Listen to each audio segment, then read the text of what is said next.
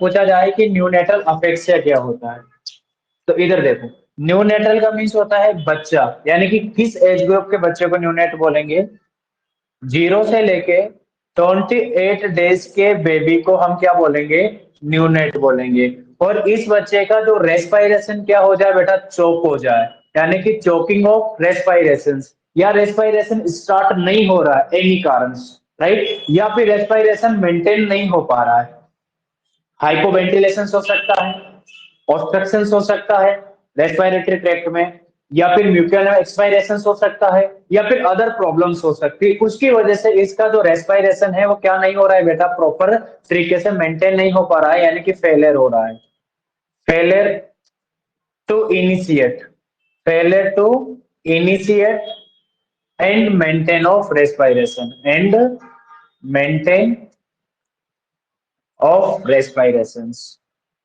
यानी कि मेंटेन होने पे भी रेस्पिरेशन क्या हो रहा है, फेलियर हो रहा है, या फिर इनिशिएट नहीं हो पा रहा है, स्टार्ट ही नहीं हो पा रहा है रेस्पिरेशन। अब जब रेस्पिरेशन स्टार्ट नहीं हो पाएगा किसके अंदर, न्यूनेट के अंदर, तो सिंपल सी बात है कि रेस्पिरेटरी सिस्टम करता क्या है, एक काम करता है, O2 को इनहेल करता है और CO2 को एक्सहेल कर देता है, बॉडी में CO2 का कंसंट्रेशन को कम करता है और O2 का कंसंट्रेशन को बढ़ाता है, राइट। अब दो कंडीशन, अगर ब्लड के अंदर, किसके अंदर, ब्लड के अंदर O2 का लेवल कम हो जाता है, क्या हो जाता है, डिक्रीज हो जाता है, तो इस कंडीशन को हम क्या बोलते हैं, हाइपोक्सीमिया, क्या बोलेंगे, हाइपोक्सीमिया। हाइपोक्सीमिया का मीन्स ये होता है कि lake of oxygen in blood, blood में इनसफिशिएंट अमाउंट में क्या है, O2 है, उस कंडीशन को क्या बोलेंगे, हाइपोक्सीमिया, क्या बोलेंगे भाई, हाइपोक्सीमिया।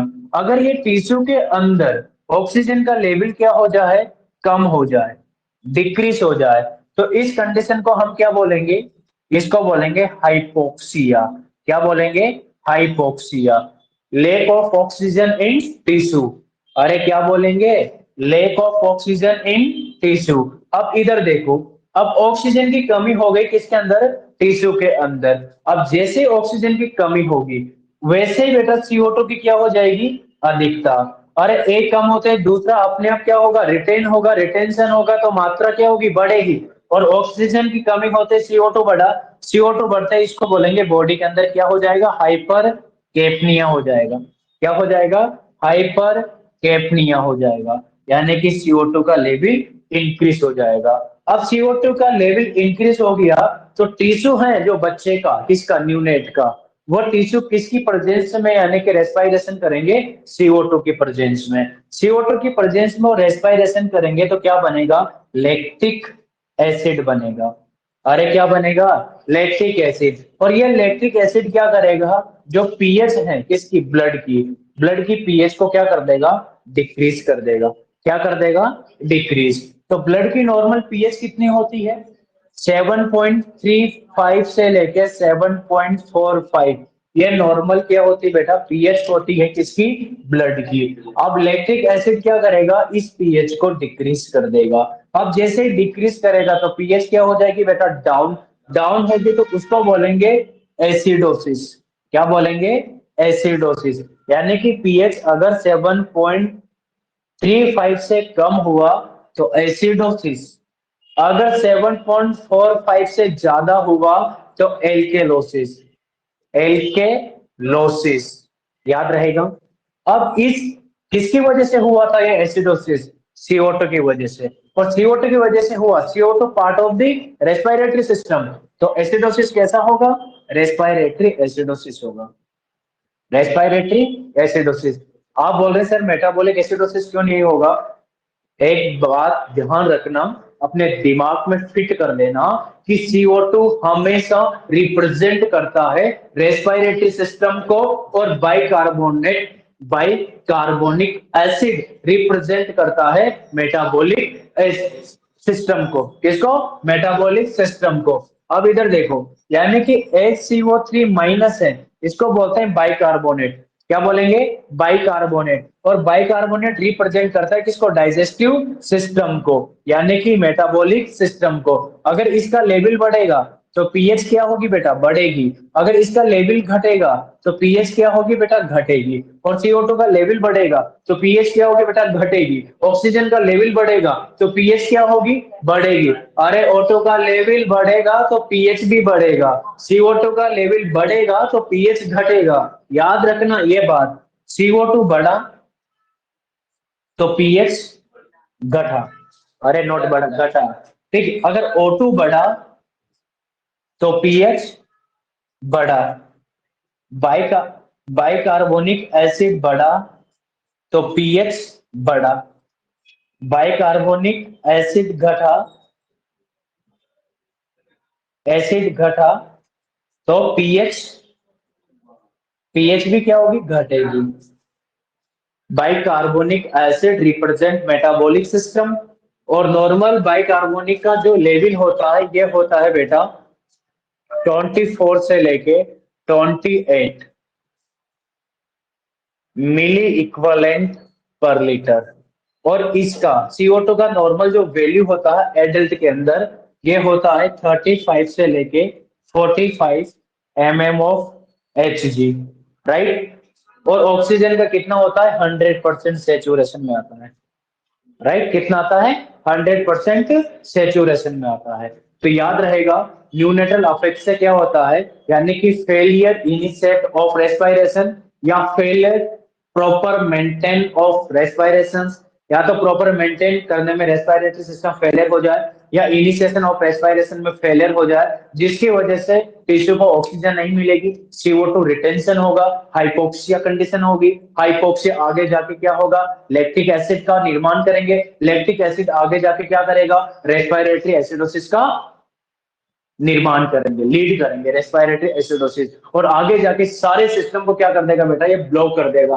क्योंकि हमारी बॉडी ऑप्टिमम टेम्परेचर पे, ऑप्टिमम पीएच पे और ऑप्टिमम ग्लूकोज लेवल पे ही क्या करती है बेटा, वर्क करती है। अगर नॉर्मल टेम्परेचर से कम या ज्यादा हो गया है तो हमारी बॉडी काम नहीं करती है। क्या ठंड में हम पढ़ पाते हैं अच्छी तरीके से, नहीं पढ़ पाते ना, कपकपी होती है, वाइब्रेट हो जाती है बॉडी, हाँ, कंपनसेट हो जाता है।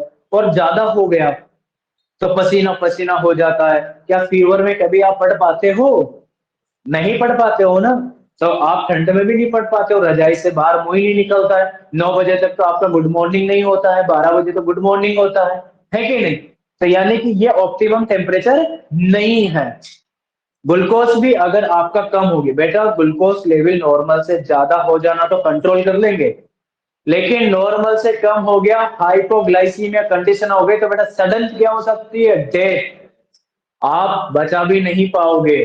तो सबसे डेंजरस होता है हाइपोग्लाइसीमिया, क्योंकि हाइपोग्लाइसीमिया में कहां चला जाएगा, कोमा पे, और सडन क्या हो सकती है, डेथ। जबकि हाइपरग्लाइसीमिया में तो हम क्या कर सकते हैं, उसको ट्रीट कर सकते हैं, लाइफ थ्रेटनिंग कंडीशन से ओवरकम करवा सकते हैं, लेकिन हाइपो में नहीं।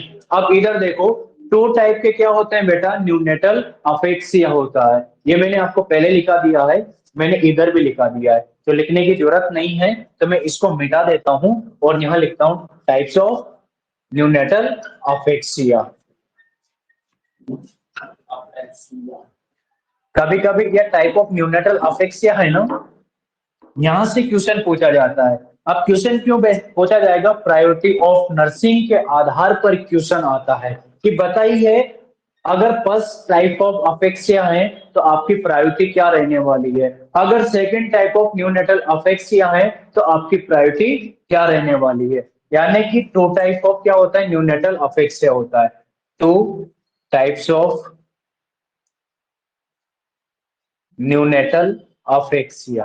कितने टाइप्स का होता है, टू टाइप का न्यूनेटल अफेक्सिया होता है, राइट। यानी कि एक को बोलते हैं स्टेज फर्स्ट, एक को क्या बोलेंगे, स्टेज फर्स्ट, दूसरे अफेक्सिया, और दूसरे को क्या बोलेंगे, स्टेज सेकंड।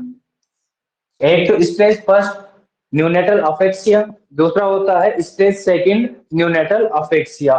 लेकिन इसका एक मेडिकली साइंटिफिक क्या है बेटा, नेम है, किसका, स्टेज फर्स्ट का और स्टेज सेकंड का। इसको बोलते हैं अफेक्सिया लिबिडा, क्या बोलेंगे, एस्फेक्सिया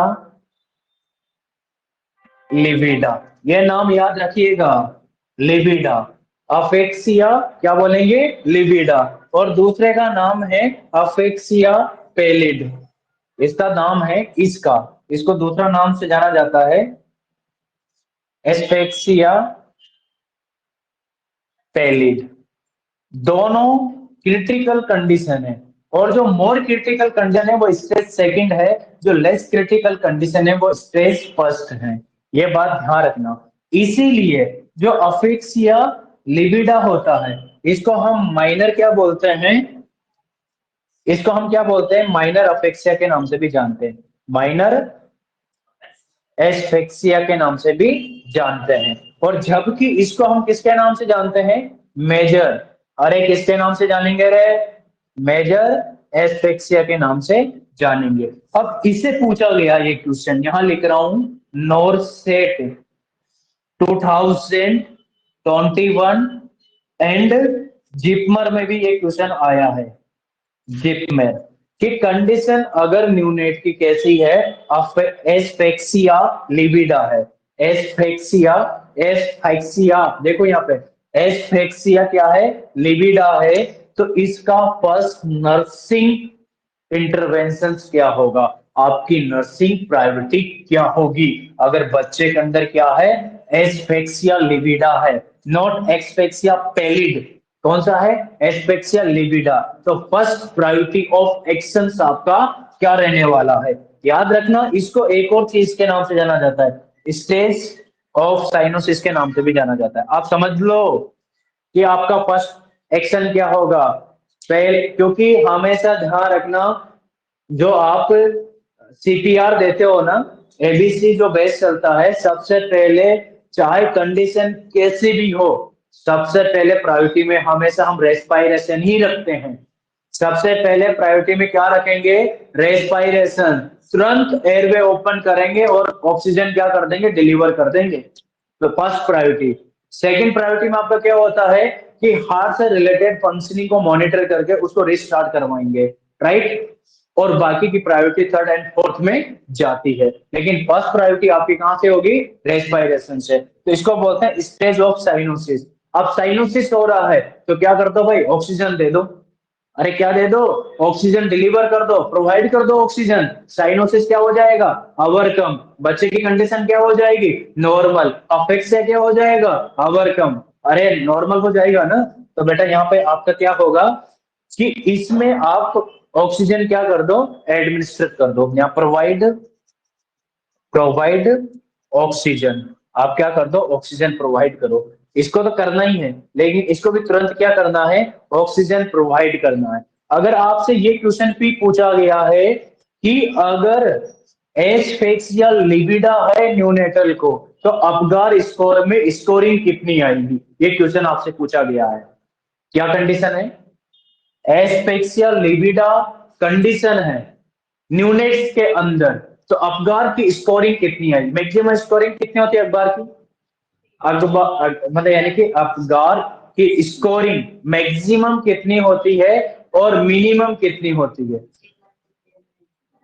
मैक्सिमम 10 होती है, मैक्सिमम कितनी होती है, 10 होती है, मिनिमम कितना होता है 1, कभी कभी जीरो भी कंसिडर करते हैं, मिनिमम को कितना करते हैं, जीरो, लेकिन जीरो कंसिडर नहीं करते हैं, मिनिमम 1 मैक्सिमम 10, मिनिमम कितना 1 मैक्सिमम 10, क्योंकि जीरो कंसिडर होता है कि बच्चे के अंदर जान ही नहीं है, डेथ को रिप्रेजेंट करता है जीरो। तो अपगार स्कोर में जीरो कंडीशन नहीं होती, 1 होती है, 1 to 10, मिनिमम 1 मैक्सिमम 10। लेकिन कभी कभी ऑप्शन में कुछ बुक जीरो भी मानती है, तो जीरो पे आप क्लिक कर दीजिएगा, राइट ही रहेगा, लेकिन साथ में ऑब्जेक्शन भी डाल दीजिएगा, ताकि आप फ्यूचर उसका ऑब्जेक्शन डाल के बुक का आप क्या कर सकते हो, फोटो चिपका कर बोल दो कि साहब इस बुक में ये लिखा हुआ है, राइट। अब इधर देखो, यहां पर जो स्कोरिंग आएगी अपगार स्कोर की, अपगार, बेटा अपगार किसने दिया था, वर्जीनिया अपगार ने, अपगार का डिस्कवर किया था किसने, वर्जीनिया अपगार ने। और बेटा लिबिडा में स्कोर रहेगा 4 to 6, कितना रहेगा, 4 to 6। मैंने बताया था अगर आपका 7 to 10 में जाता है तो नॉर्मल, बोला था मैंने 7 के अबो जाता है तो नॉर्मल, लेकिन अगर 4 to 7 में आता है तो माइनर डिस्ट्रेस है, यानी कि माइनर डिस्ट्रेस है, तुरंत इंटरवेंशन में लेना है। और लेकिन ध्यान रखना, अगर 4 से कम हो गया 0 से 3 तो तुरंत सीपीआर देना है। क्या देना है? तुरंत सीपीआर। 4 से जैसे कम आए, अगर आपसे पूछा जाए कि first priority of nursing intervention, तुरंत क्या देना है? सीपीआर। और यहाँ पे क्या देना है? ऑक्सीजन डिलीवर करवाना है। यहाँ सीपीआर की जरूरत नहीं है, लेकिन इस कंडीशन में सीपीआर की जरूरत है। किसमें? एस्पेक्सिया पैलिड में। अब एक्सिया पैलिड में इसका देखो, इसको क्या बोलते हैं? मेजर एस्पेक्सिया के नाम से जानते हैं। इसको क्या बोलते हैं? Stage of cyanosis. याद रखना ये स्टेज ऑफ साइनोसिस। और इसको बोलते हैं बेटा स्टेज ऑफ शोक। बच्चे का रेस्पिरेटरी कार्डिक सिस्टम क्या हो गया? चोक हो गया, शोक हो गया है। अब वापस क्या करेंगे? कंप्रेस करेंगे, ब्रीथिंग देंगे, कंप्रेशन देंगे, स्टिमुलेट करेंगे, फ्लिंकिंग करेंगे, रोने के लिए क्राइंग करेंगे, तब जाके उसका रेस्पिरेशन क्या होगा बेटा? स्टार्ट होगा पुनः, और तब उसके अंदर सांसें वापस डलेगी। तो स्टेज ऑफ शॉक में आपका पहली बात, अगर आपसे पूछा जाए कि एस्पेक्स या पैलिड में या फिर स्टेज ऑफ शॉक में अपगार स्कोर कितना होता है, तो याद रखना इसमें जो अपगार स्कोर आपका रहने वाला है ना बेटा, अपगार डॉक्टर वर्जीनिया ने डिस्कवर किया था, यहाँ पर रहेगा 0 to 3। यानी कि तुरंत क्या देना है? इसको सीपीआर देना है, नहीं तो इसकी जान नहीं बच पाएगी। अगर आपने सीपीआर सीपीआर में आप बोथ थंब का यूज कर सकते हो, 2 फिंगर का यूज कर सकते हो, राइट। और आपको यानी कि कितना इवेंट देना है? यानी कि 3:1 पे देना है, यानी कि 90 कंप्रेशन देना है 1 मिनट में, और 30 क्या देनी है? ब्रीथिंग। 1 मिनट में कितना? 90 कंप्रेशन देना है, और 30 क्या देनी है? ब्रीथिंग। और टोटल इवेंट कितना होना चाहिए? 90 30 इक्वल टू 120 इवेंट्स होना चाहिए, राइट। और चेस्ट कंप्रेस होना चाहिए बेटा 2/3, राइट। यानी कि लगभग 0.5 सेंटीमीटर क्या जाना चाहिए बेटा? नीचे जाना चाहिए, 5 सेंटीमीटर। देखो इधर, अब यहाँ पे अपगार, अब इसमें क्या देंगे बेटा? यानी कि तुरंत क्या देंगे बेटा? यहाँ पर कोलेप्स हो गया है। देखो इधर स्टेज ऑफ शॉक, यानी कि वस्कुलर कोलेप्स हो गया है। यहाँ लिख देता हूँ, वस्कुलर कोलेप्स हो गया है।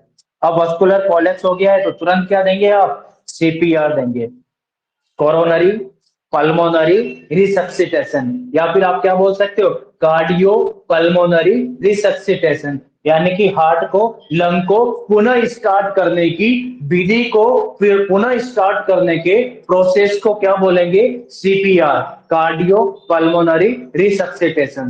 इधर देखो, normal asphyxia neonatal asphyxia 2 types के होते हैं, स्टेज फर्स्ट, स्टेज सेकंड। जो स्टेज फर्स्ट होते हैं इसको क्या बोलते हैं? Asphyxia livida. और स्टेज जो सेकंड होता है इसको क्या बोलेंगे? एस्पेक्सिया